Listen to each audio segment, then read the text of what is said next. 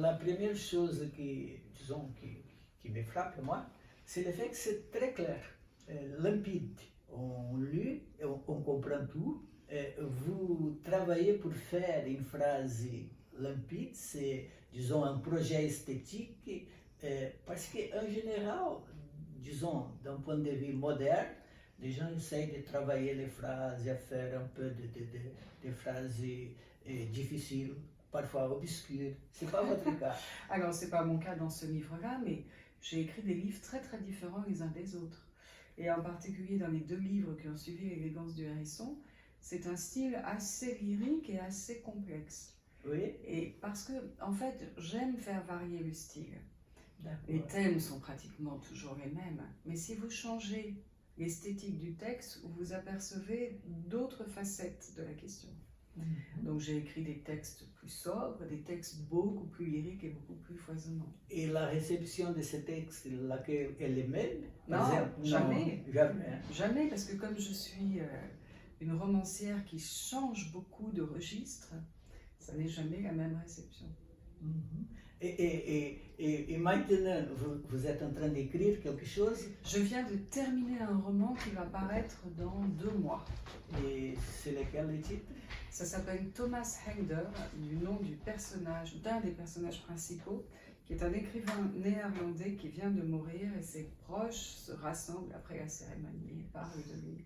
Et néerlandais parce que j'ai vécu 3 ans à Amsterdam après avoir vécu à Kyoto. Et là, quel registre vous avez choisi? Extrêmement... Les textes limpides, les textes un peu plus compliqués? Le plus limpide possible, oui, très limpide et très le plus tenu possible.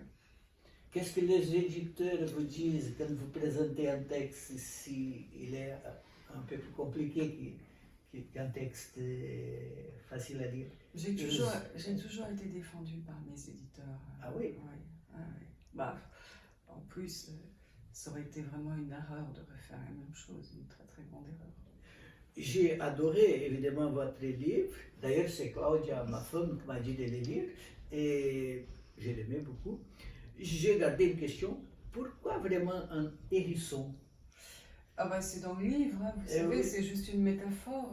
Oui, j'ai compris, j'ai vu la métaphore, mais bon, il y a d'autres, disons, d'autres bêtes, d'autres animaux qui ont, disons, la même possibilité, qui sont aussi sympathiques. Vous savez comment ça se passe dans la tête. En l'occurrence, c'est mon mari de l'époque qui a trouvé le titre. Et qui a dit tout de suite non, oublie ce titre, c'est pas une bonne idée. Et moi je savais que c'était un très bon titre. Et mon éditeur n'en voulait pas. Ah non? Non plus, mais je l'ai imposé et je crois que j'ai eu raison. Quelle était l'autre possibilité? Il n'y en avait pas. Non. Non, on ne trouvait rien de satisfaisant. Donc parfois il faut contrarier les éditeurs. Mais oui, mais c'est toujours un dialogue avec les éditeurs. Hein. Vous savez, quand on a un bon éditeur, un éditeur avec qui il y a un vrai partenariat, on discute toujours. Et pour les traductions, par exemple, au Brésil, c'est vrai que peut-être l'éditeur brésilien s'est dit, personne ne connaît un hérisson au Brésil.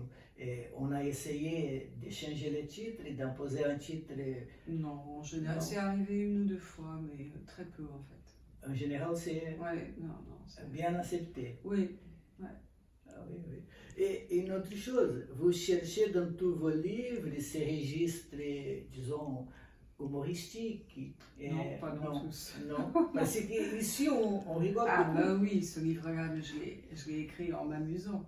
Oui, on les sent. Hein. Oui, bien sûr, mais tous mes textes ne sont pas drôles du tout. Oui. Encore une fois, j'écris des textes vraiment différents les uns des autres.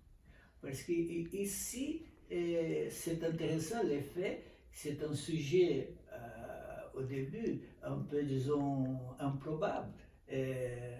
Une concierge qui est très cultivée, une fille qui veut se tuer. C'était une façon de montrer un monde qui est réel, que vous connaissez, ou c'était complètement inventé? Non, tout est toujours inventé dans mes romans, même si bien sûr il y a des fragments d'expérience qui servent à imaginer, mais ce sont vraiment des fragments. J'ai inventé tout ce qu'il y a dans le roman. Combien de temps vous mettez pour écrire un livre comme ça? Ça va pas celui-là, pas très longtemps, parce que L'élégance de la science, c'est un livre assez facile à écrire.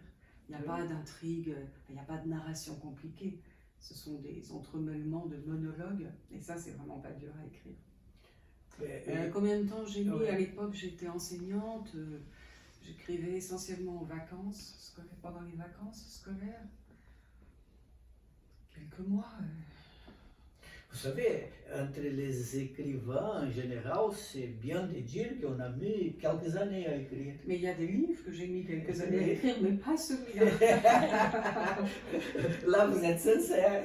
Oui. Quelques mois en vacances. Et encore une fois, à l'époque, je travaillais, j'enseignais, j'avais des étudiants, j'avais beaucoup de travail, comme vous savez. Oui. L'effet d'avoir été enseignant, et ça a beaucoup compté pour la façon d'écrire, votre façon d'écrire? Non, j'écris depuis que j'ai 10 ans. C'est une vocation précoce. L'enseignement est une chose tout à fait différente. Vous pensez devenir écrivain? Non. Non, mais d'ailleurs, je trouve ça toujours très étonnant quand on dit qu'on veut devenir écrivain. On écrit, c'est tout. Et puis parfois, ce qu'on écrit est publié. Et ça a marché, donc vous avez eu la possibilité d'abandonner votre activité comme enseignant. Alors, pas après mon premier roman, le premier roman qui s'appelle Une gourmandise, qui je crois en portugais est traduit par La mort d'un gourmet. Mais après celui-ci, oui, bien sûr. Maintenant, je vis de ma plume, ce qui est un privilège extraordinaire. Il n'y a pas beaucoup d'écrivains. Au Brésil, il n'y en a pas beaucoup qui arrivent à vivre de l'écriture. Non, partout, oui, c'est très difficile. Et comment vous regardez la situation littéraire en France? Catastrophique. Moi, par exemple, j'ai traduit Michel Houellebecq, de qui je suis ami. Et à l'époque, on disait qu'il avait fait une sorte de révolution, que la littérature française était un peu, disons, quelques-uns disaient qu'elle était morte. C'était les nouveaux romans encore. Oui, on a annoncé la mort de la littérature une centaine de fois, oui. Alors, c'est vivant en ce moment? Oui, il y a de très très bons romancières et romanciers français. Le problème, c'est que le marché est en crise. Et que la fiction littéraire, je vais en parler ce soir, la fiction littéraire est vraiment en chute catastrophique. Les ventes sont... Les ventes de romans littéraires, encore une fois, je ne parle pas des romans commerciaux qui marchent très bien.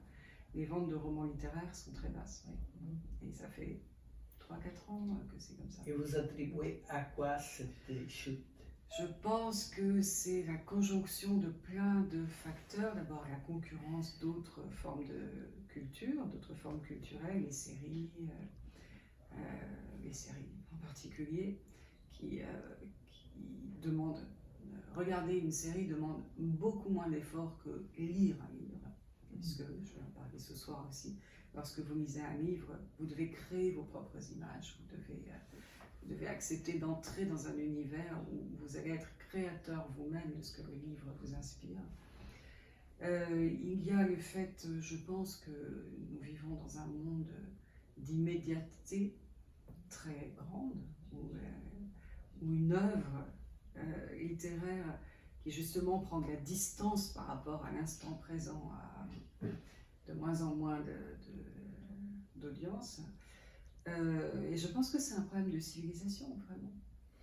Vous avez peur ou une préoccupation quelconque avec les rôles de l'intelligence artificielle aujourd'hui? Par exemple, dans l'écriture, on dit que l'intelligence artificielle devient créative. Alors bon, il faudrait discuter de ce que veut dire créative. Non, j'ai pas du tout peur pour le type de livre que j'écris ou qu'écrivent les romanciers littéraires, parce que ça, je crois que les lecteurs voudront toujours lire un texte littéraire écrit par un humain. En revanche, il y a beaucoup de textes qui sont des produits de consommation culturelle qui pourraient être écrits en effet par une intelligence artificielle. Pour finir, qu'est-ce que c'est pour vous la littérature? À quoi ça sert la littérature en 2024? La même chose que toujours, à comprendre la vie. Mais il n'y a pas d'autre enjeu que la connaissance pour la littérature de fiction. Et en cela, mon maître s'appelle Milan Kundera. Ah oui, oui. Je vais en parler ce soir, c'est un très très grand maître. Oui, oui. La thèse de Kundera, vous la connaissez, c'est que dans un monde où le savoir, dans un monde moderne, où le savoir est de plus en plus foisonnant, mais du coup morcelé et hyper spécialisé, il est très difficile d'avoir une vision globale de la condition humaine. Or, depuis Cervantes, le roman est précisément la discipline qui a endossé cette tâche et qui est un fabuleux observatoire de la condition humaine dans sa globalité. Parfait.